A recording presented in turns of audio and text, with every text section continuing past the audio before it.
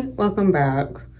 You guys gonna be with me while I do a nighttime routine. I did a little bit of a self-care night, simply because my neck was bothering me. It's still kind of bothering me. That was loud.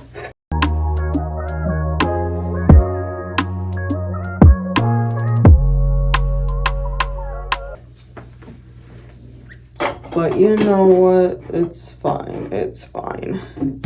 If the weather could decide what it was doing, it would be fantastic. But it doesn't do that. Okay, I think I got everything.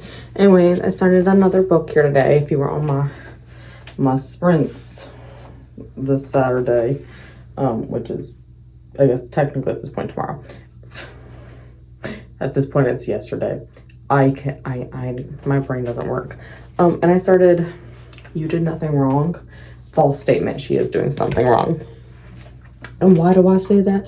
Okay, let's get into the premise of this book to start with. She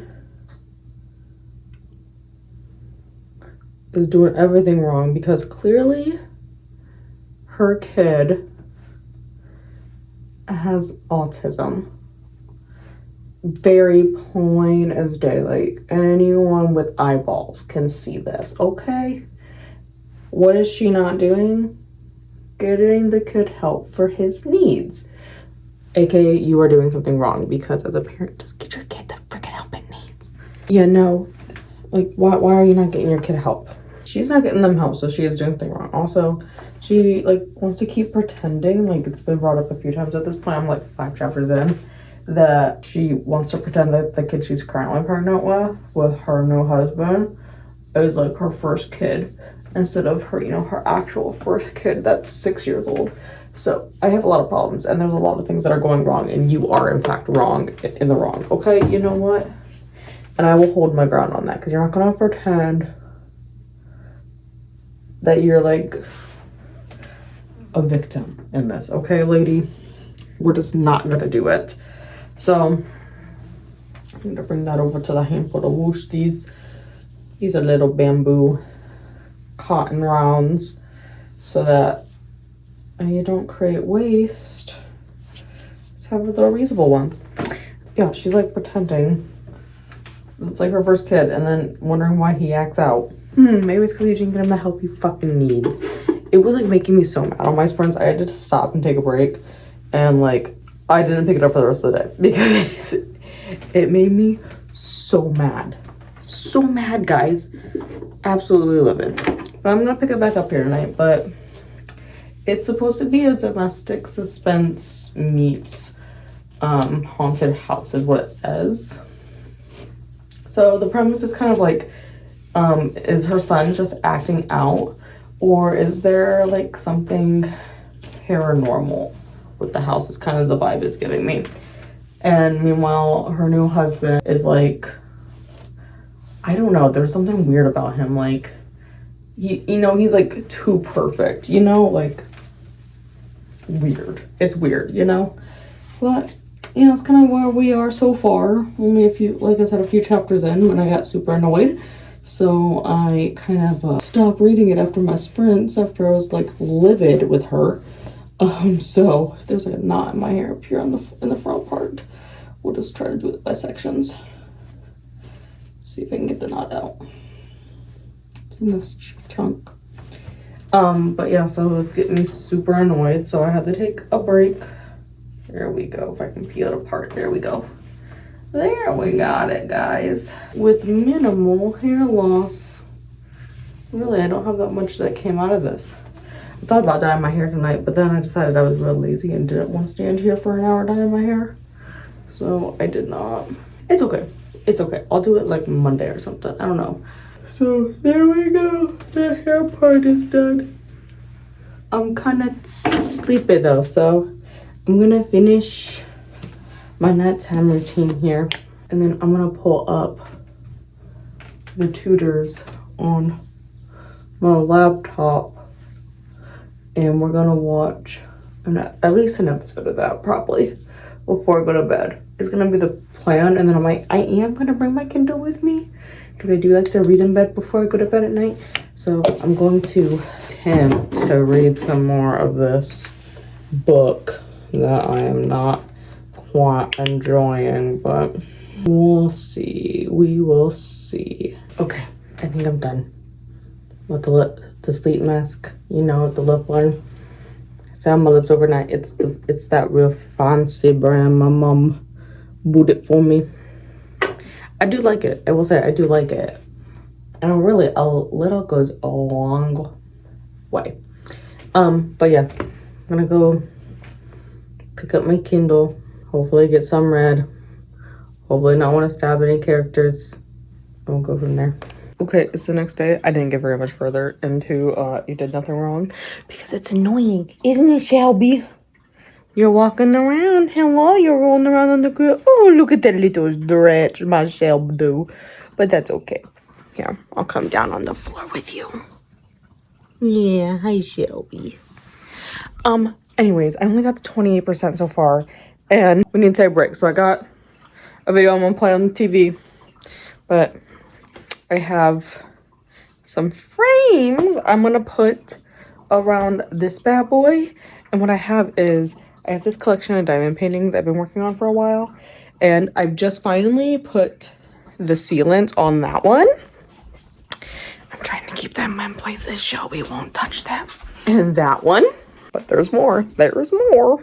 There's more. There's two more laying on top of this bookshelf. I would have put them on top of my other bookshelf, but there's currently a plant up there. Several plants, so that's not gonna work. But I'm gonna try to figure out the layout over there so that I can get at least 4 of them hung up. I have 9 frames, but I have 9 diamond paintings. I obviously have to do the other 5 yet, but if I can kind of figure out the layout, I think that'll help me get more motivated to do it. And this is like, I'll bring it close. This is the next one I'm gonna work on. So that's the one I pulled out of the drawer.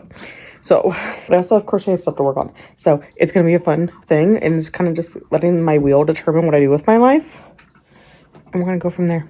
Hi friends. I like almost totally forgot to update you guys. I'm still reading You Did Nothing Wrong by C.G. Drews. This is my first book by C.G. Drews, and I know this is like their adult debut. And I'm sorry. I have so many issues. I have notes. Let me pull up. Oh my god. Of course, Discord is hidden behind stuff. No, that's not Discord. Oh my god. Where is my Discord? Okay. I made notes in Discord for myself. Do you hear? So yeah, I'm still reading You Did Nothing Wrong. I'm honestly hate reading at this point. At this point, I'm at 48%. I read like for an hour at lunch today. I'm like, because I had nothing else to do. Because I was eating it. And I didn't want to go out to my car and work on my crochet stuff that I brought.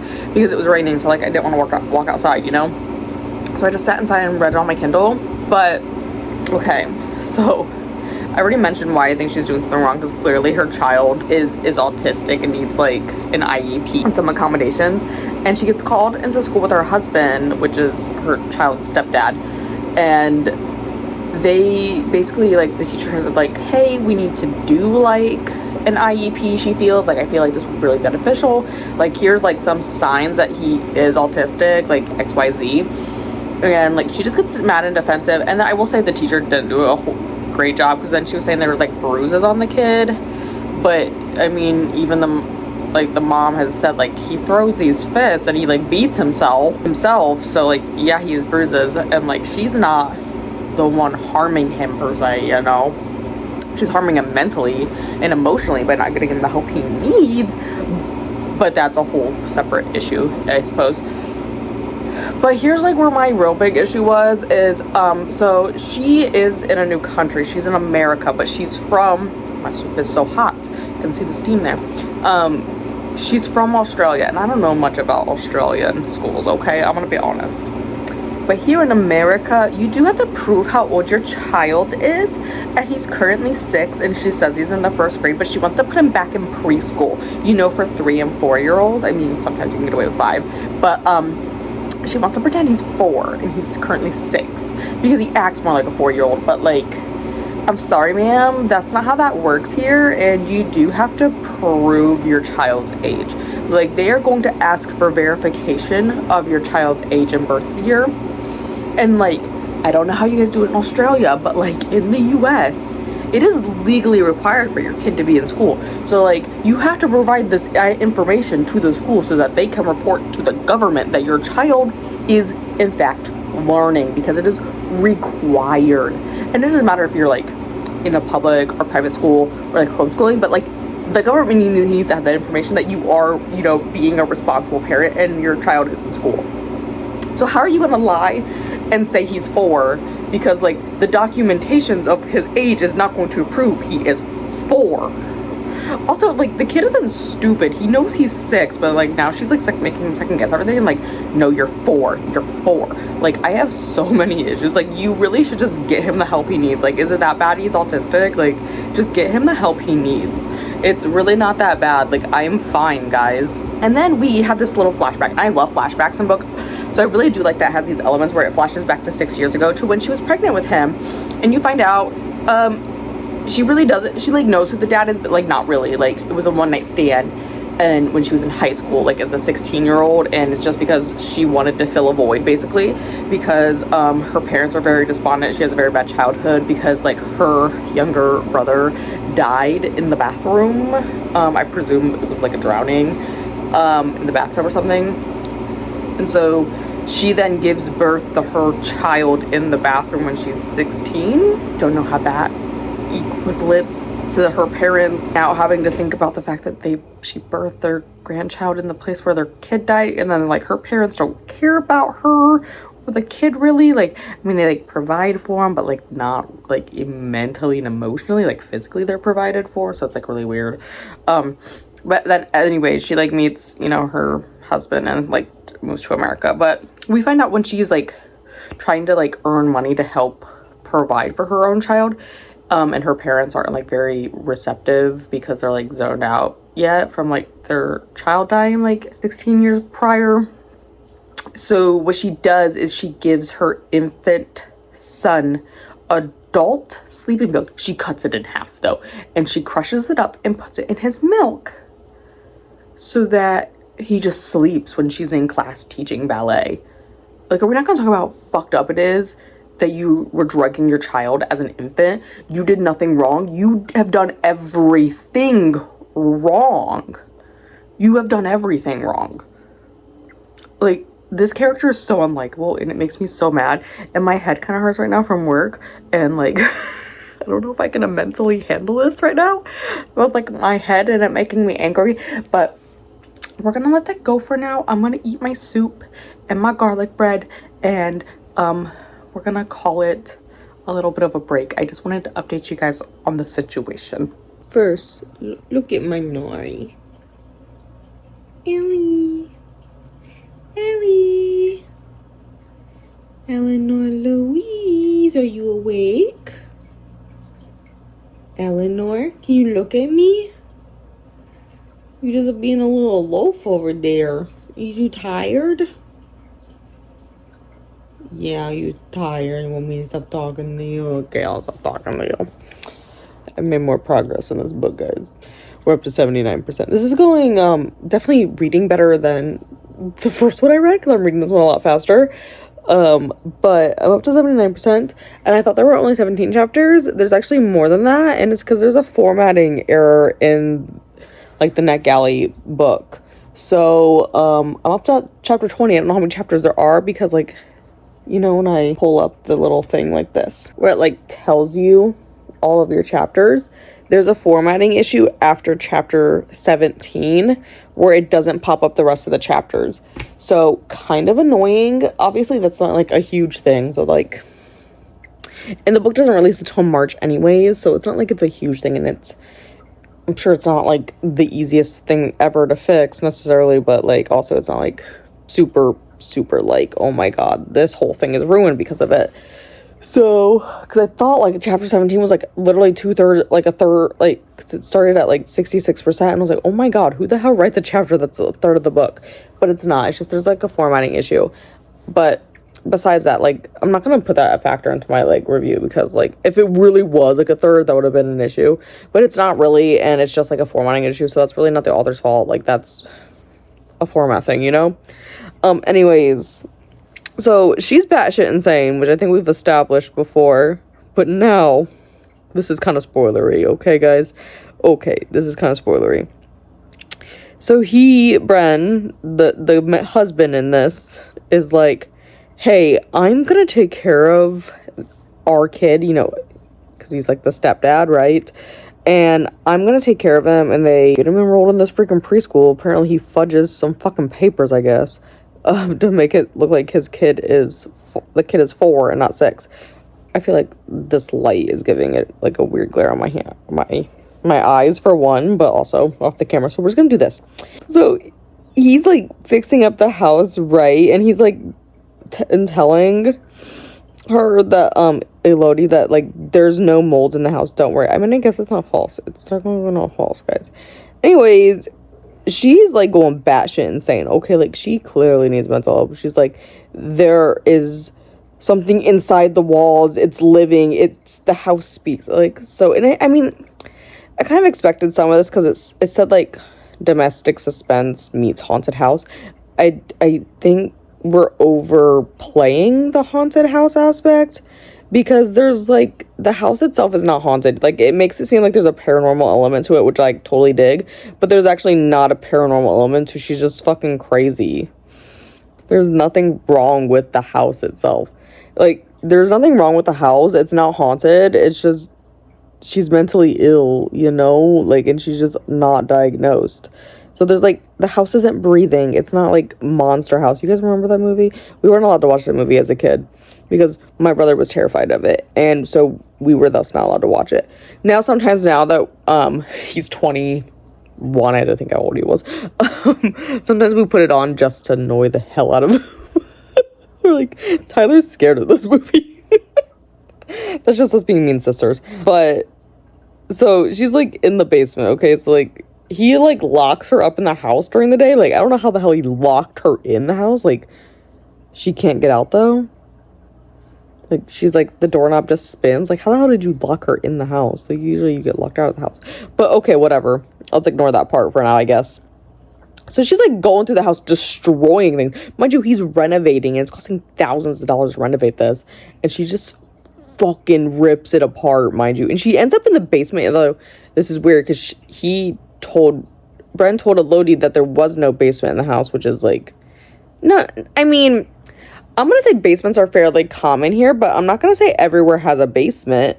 And I mean, it's not really clear where necessarily in the US that they are. So I mean, different areas are more likely to, like, we have like basements here where I live are fairly common. Like, almost every single house has it, but like my grandma's house doesn't. They have a cellar, but I mean, newer houses around here for sure have basements, but like some of the older houses don't, and some of the older houses do. You know, it's like all over the place. But like having a basement is not uncommon here.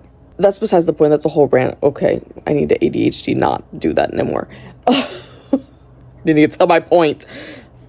So she ends up in the basement. She finds the basement. She ends up in the basement, and it's one of those weird, creepy basements where you gotta like pull the chain for the weird singular light bulb that comes on.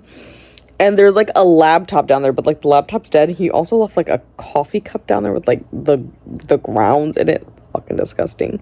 But then she finds this like pile of photos, and I know what you're thinking. This could go several ways with this pile of photos. It's still creepy, but it's not like weird SA trafficking stuff, okay? It's not like that. No, if we find out that Bren was stalking Elodie and June for years. Like, it was supposed to be like this whirlwind romance that they had, and like he just conveniently like ran into her at this like club, and they started talking, and you know, like started a relationship, like a long distance one between the US and Australia. No, homeboy over here was stalking her, and I don't know how he found her to begin with. We haven't gotten that bar yet, I guess, but and I can kind of presume how he found her first. But he had family in Australia, which is why he was in Australia anyways. But he was like flying back and forth for years, months and months, years, just like stalking her, and he's like taking photos from far away, and like some of the photos are grainy and some of them are like super clear. Like some of them he's a lot closer than others, and like you can tell he got like a different camera on there because like the quality is different. I'm like, okay, Okay. Okay, I'm listening. Okay. And then, here's the kicker.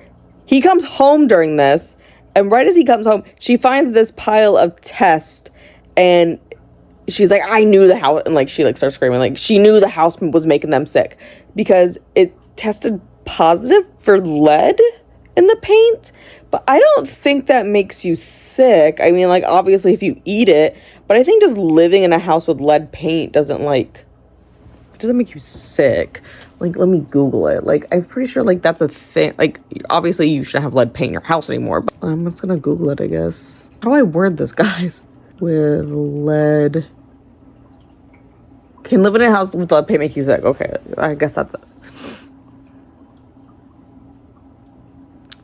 If it creates lead dust, I mean, okay, I can see that, I guess, because, like, they're renovating. Why the fuck did that sticky note pop up? Go away, bitch. No one asked for your opinion.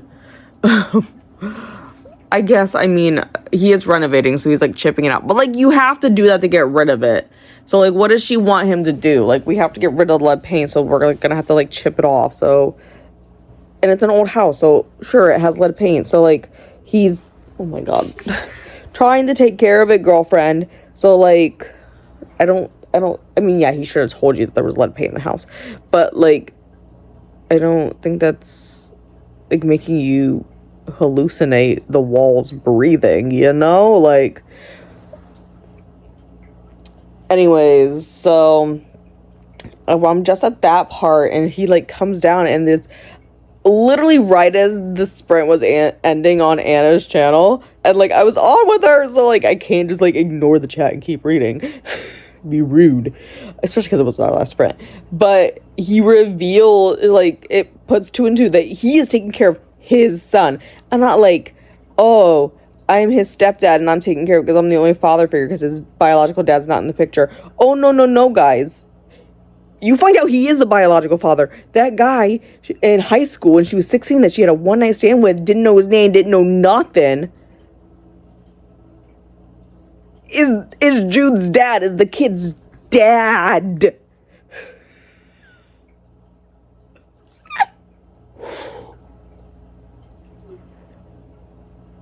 So yeah, I got to that revelation, and then the sprint ended, and I was like, so now it's probably been like a solid 50 minutes. It's actually been over 50 minutes since the sprint ended, and I haven't picked the book back up, but I'm like gonna pick it back up, and I at least need to get to like a good stopping point before I go to bed. So I finished the book. 2 stars. I'm not having a good time, guys. I'm having a horrible time. I'm having a horrible time with these NetGalley books. I mean, I've only read 2, but they're not good. They're not good. I'm having a horrible time. Okay, but we will say, we had a very nice scene where Elodie, after I finish off that last book, goes batshit crazy and takes a saw and cuts Bran up with a power saw. An old one, but with a power saw. She, like, rakes it up his chest. And there's a line where it says, his eye was perforated jelly. And I took a picture of that because I was like, oh, eyeballs, I get the eyes. So, I'm an eye nerd. So, okay, great. But then she locks herself and Jude into the master bedroom. And somehow Bran gets inside because he did not die. She thought he was dead, but she didn't check for a pulse, so he's actually not dead. And then they played this game where, like, whoever gets to Jude first gets to keep Jude. So they both run after Jude, and she's like, no, the house is gonna kill us, because, like, at this point we're, like, still questioning, is it the house paranormal? At this point I've got that the house is not paranormal and Lodi's just fucking batshit fucking crazy, so it needs mental help. At this point, that's what I've gathered. And then we learn some more flashbacks, and we learn that Elodie killed her parents a few months prior when she was leaving with Bran and Jude. You know, they're going to go back to America. She decides to kill her parents. Her parents should have been in jail. You know, I don't think they should have died necessarily from that. But they were supposed to be, when Elodie was off with Bran at a resort, meeting up and having her whirlwind romance with him, she left Jude in the care of her parents that, like, actually don't give a shit about her or Jude.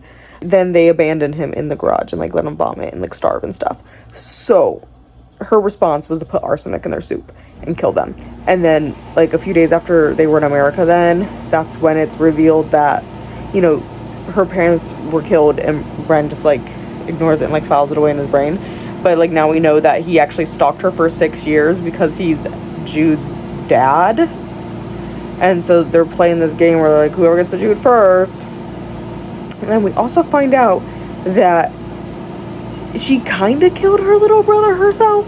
But, like, she blames her mom. She says that her mom did it, but really it was her when she was 8. And no, the 8-year-old should not have been in charge of the 2-year-old in the bathtub. But she left the child she left her little brother, Jude, her little brother's name is Jude, in the bathroom, and he drowned. Again, not her fault because she's 8 and she should not have been responsible for that. But she literally knows it was wrong when she literally tells the emergency operator, my mom left him alone in the bath because I would never do that. So then, you know, when she's 16 and pregnant, she has her son, Jude. She named him Jude because she's going to reinvent her little brother. I don't freaking know at this point. But then we go flashback to current day, and Bren gets to Jude first, and Jude goes to him because clearly he's kind of crazy. He stalked her forever, but, like, he ain't being psychotic like her. And so then she beats him with a hammer, and he dies from blunt force trauma to the head. But oh no, we're not done. She then gets a hand saw out, like an old one. You gotta go back and forth like that, you know. And she cuts his body apart and puts it in the walls of the house so he can be with his beloved house, in her words. Jude may or may not have witnessed this. She put him in the corner under a pile of coats, but he may have peeked. We really don't know. But he's covered in blood at this point too, because she's gone on a massacre. And then she drives Jude to Bren's sister's house and drops him off there while they are both covered in blood, and leaves him there. And she, you know, she's still pregnant. She then empties Bren's bank accounts of all the money, abandons his vehicle, and makes a new life for herself in a city, and pretends she is the battered woman and sleeps at domestic abuse facilities. And then when someone starts to get a little too onto, oh my god, this is this crazy bitch, she takes off. And now she's living with some older Italian woman who runs a little grocery store, and she has her baby in the bathroom again. I guess you don't have to do that, but you know, you do you, girl. And she names this baby Jude too, but she's gonna be a better mother this time, that's what she says. And that's kind of where we end the book. That's kind of where we did the book. So in conclusion, Lodi does every fucking thing wrong, and she decided to have a third Jude to try to make everything perfect. 2 stars.